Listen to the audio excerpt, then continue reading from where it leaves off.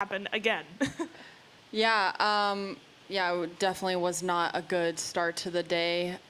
Just couldn't get anything going. And Jay actually told me to pretty much get my head out of my and to reset and to, and to start fresh, because there were opportunities that I could take advantage of on the back nine, and it was still a tight race. I mean, I was still, even though I was two over, I was still tied for the lead. So it's not like I was completely discouraged with my play, but overall, definitely a tough start to the day, and then grind it out in the back nine. Can you just speak to the tenacity it takes to win a battle like that when you're going head-to-head with Hannah? You're matching pars, you're matching birdies, and it really comes down to that second shot in the last. It almost felt like I was back in Vegas at the match play event, honestly, playing with Hannah. It was definitely a lot of back and forth. I felt like, when one of us hit it really close or could take advantage of something on the back nine, the other one hit it close too and made the putt.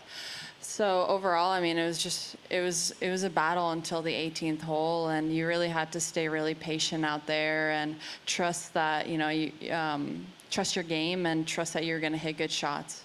How much fun are you having just on this? This is insane. Yeah, it's a lot of fun. For me, it's more rewarding that, all the hard work that I've put in, all the roller coaster that I went through from the end of 2021 with my injuries to this year is just super rewarding. And to have my team beside me day in and day out, and being so close-knit really, really makes it special. All right, over here, or who? Do you have a question? Nelly, congratulations. But at the same time, it felt like you didn't have your best stuff today compared to yesterday. So how'd you fight through it? You made a couple early bogeys, but obviously came up victorious in the end. Yeah, I feel like you never have your A game throughout an entire tournament. You kind of have to grind through it, even with your B, C, and D game. And I definitely felt like I had my C and D game today. Didn't really play that well, and just told myself that even though I was 2 over, I still had opportunities on the back nine to, take the lead or to battle with Hannah, because she was playing solid golf. And then what, in your opinion, was the best shot you hit all day today? Best shot I hit all day today. I don't know. I mean, I think that the chip shot that I hit on 17, where Hannah almost made that putt on 17, was really good. It was not easy. Short-sighted myself. We told ourselves long is dead, and that is where I went.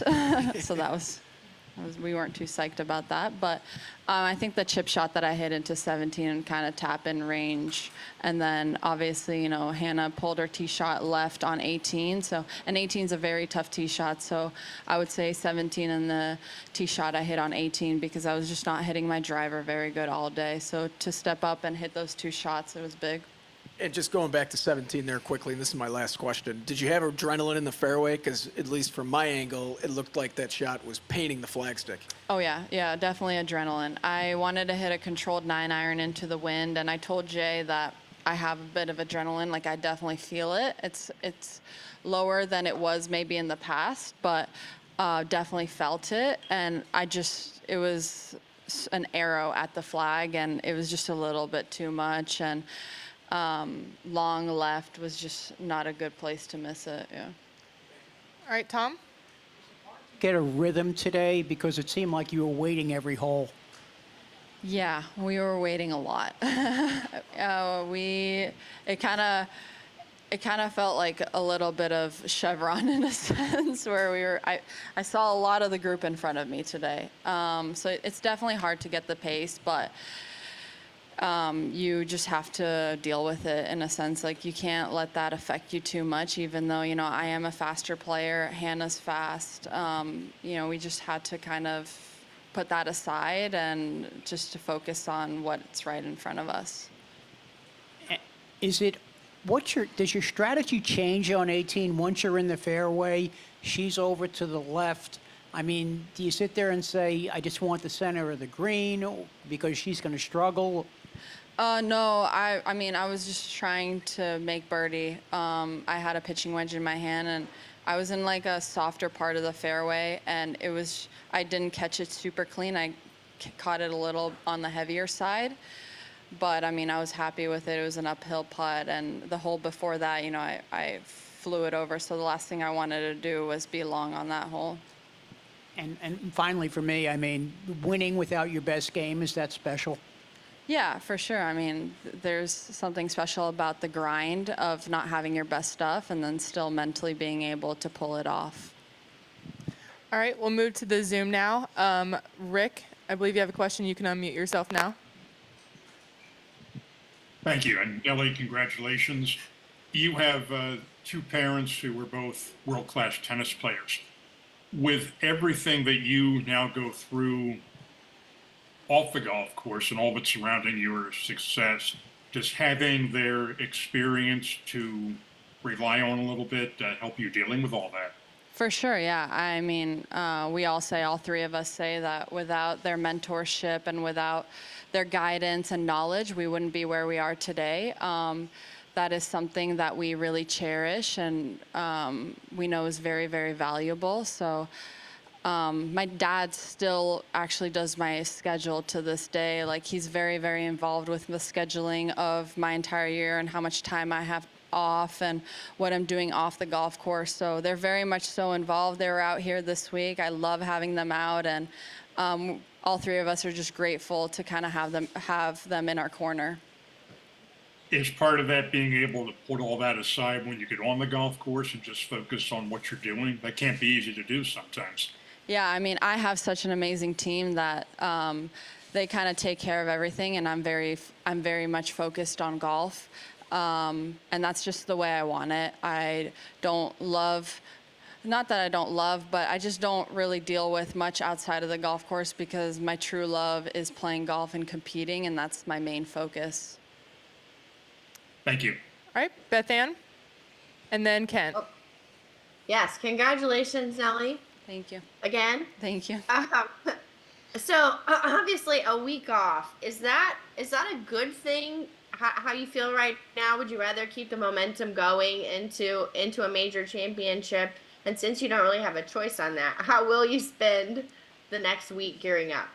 No, I'm excited for my week off. I've played 2 weeks in a row. And obviously, with the amount of adrenaline and the pressure and the head-to-head battle that I had with Hannah today, I mean, that wears on you. So I'll definitely feel pretty tired the next few days. And I'm just really excited to recharge my batteries. My sister's going to drive over tomorrow in the morning with Grayson. So I'm so pumped for that. And yeah, I'm just going to spend a lot of quality time with family, recharge my batteries, and then get back to the grind again. And then just one quick follow-up. Where does winning the U.S. Women's Open rank on what you want to do list? Yeah, it's pretty high. It was the first event I ever played in 2013 at Sabonic. That was where I kind of realized that this is my dream, and I would love to live that out one day. So obviously, I have a tie to that event emotionally. It's tough. There's definitely been some heartbreaking times where I just haven't competed well in U.S. Women's Open, where I feel like I put maybe a little bit more pressure on myself because I do love the event, and I feel like that is, out of all the events, that's like the event for me, because I'm not saying I'm not downplaying any other major. I'm just saying, like, that is where my dream kind of became reality in a sense. So obviously it's on the top of my priority list, but I just know that there's never any good when you put more pressure on yourself. So just going to stay in my bubble that week and take it a shot at a time. Thank you. Thanks. All right, Kent, last question. Hey, Nelly. Obviously, the accolades continue piling up for you here. You're now the first American to win 6 in a row since Beth Daniel, or 6 in a season since Beth Daniel did so. Did you get any advice from her at the Founders Cup last week after not continuing your streak? And was there anything in particular she said? No, not really. I mean, they always are so amazing to be around, honestly.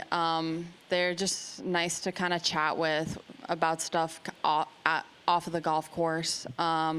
but they're always super encouraging too. And, you know, they always just tell me to keep doing my thing and to have fun out there.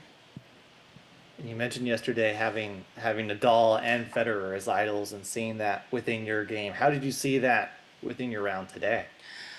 Definitely way more Nadal today versus Federer. There's not much grace in my game.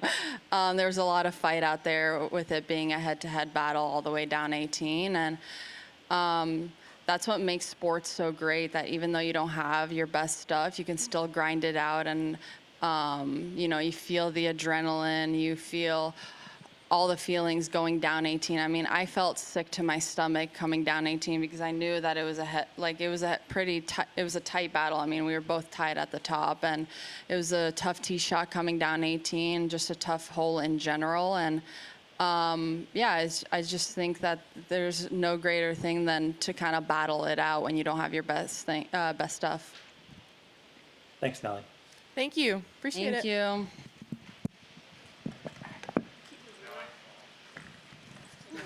Sorry.